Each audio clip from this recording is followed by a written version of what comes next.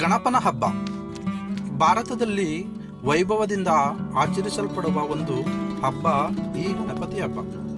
ಪ್ರತಿ ವರ್ಷದ ಭಾದ್ರಪದ ಮಾಸದ ಶುಕ್ಲ ಪಕ್ಷದ ಚೌತಿಯ ದಿನ ಈ ಹಬ್ಬವನ್ನು ಆಚರಿಸಲಾಗುತ್ತದೆ. ಈ ಹಬ್ಬದಲ್ಲಿ ಗಣಪತಿಯನ್ನು ಪೂಜಿಸಲಾಗುತ್ತದೆ. ಬೆಳ್ಳಿ ಅಥವಾ ಮಣ್ಣಿನಿಂದ ಮಾಡಿದ ಗಣಪತಿಯ ಮೂರ್ತಿಯನ್ನು ವಿದ್ಯುಕ್ತವಾಗಿ ಪೂಜಿಸಿ ವ್ರತವೆಂದು ಆಚರಿಸಲಾಗುತ್ತದೆ.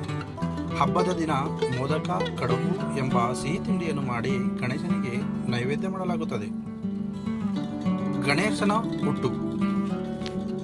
ಯಜ್ಞವಲ್ಕ್ಯ ಸ್ಮೃತಿಯ ಪ್ರಕಾರ ಅಂಬಿಕೆಯು ಗಣಪತಿಯ ತಾಯಿ. ಇನ್ನೊಂದು ಕಥೆಯ ಪ್ರಕಾರ ಆತನು ಪಾರ್ವತಿಯ ಮೈಯಿಂದ ಹುಟ್ಟಿದವನು. ಸ್ವರ್ಣಗೌರಿಯ ಮಾನಸ ಪುತ್ರ ಇದ್ದ. ಗೌರಿ ತನ್ನ ಮೈಕೊಳೆಯಿಂದ ಆಕೃತಿಯೊಂದನ್ನು ಸೃಷ್ಟಿಸಿ ಅದಕ್ಕೆ ಜೀವ ತುಂಬಿ ಸ್ನಾನ ಮಾಡಲು ಹೋಗಿರುತ್ತಾಳೆ. ತಾಯಿಯ ಅಣತಿಯಂತೆ ಗಣಪ ಮನೆಯನ್ನು ಕಾಯುತ್ತಿರುತ್ತಾನೆ. ಶಿವನು ಮನೆಗೆ ಹಿಂತಿರುಗಿದಾಗ ಗಣಪ ಅವನನ್ನು ತಡೆದು ಮನೆಯೊಳಗೆ ಹೋಗಲು ಅಡ್ಡಿಪಡಿಸುತ್ತಾನೆ. ಇದರಿಂದ ಕುಪಿತಗೊಂಡ ಶಿವ ತನ್ನ ತ್ರಿಶೂಲದಿಂದ ಅವನ ಶಿರವನ್ನು ಕತ್ತರಿಸುವನು.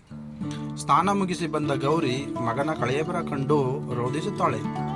ಹೆಂಡತಿಯನ್ನು ಸಮಾಧಾನ ಪಡಿಸುವ ಸಲುವಾಗಿ ಶಿವ ತನ್ನ ಗುಣಗಳನ್ನು ಕರೆದು ಉತ್ತರ ದಿಕ್ಕಿಗೆ ಯಾರಾದರೂ ತಲೆ ಹಾಕಿ ಮಲಗಿದ್ದರೆ ಅಂಥವರ ತಲೆಯನ್ನು ಕತ್ತರಿಸಿ ತರುವಂತೆ ಆಜ್ಞಾಪಿಸುತ್ತಾನೆ.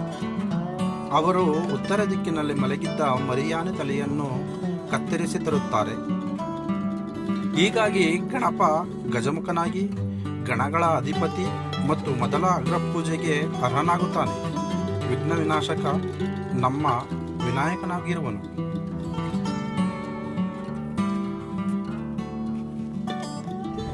ಈ ವಿಡಿಯೋ ಇಷ್ಟ ಆಗಿದ್ರೆ ಲೈಕ್ ಮಾಡಿ, ಶೇರ್ ಮಾಡಿ ಮತ್ತು ಸಬ್ಸ್ಕ್ರೈಬ್ ಮಾಡಿ. Thank you.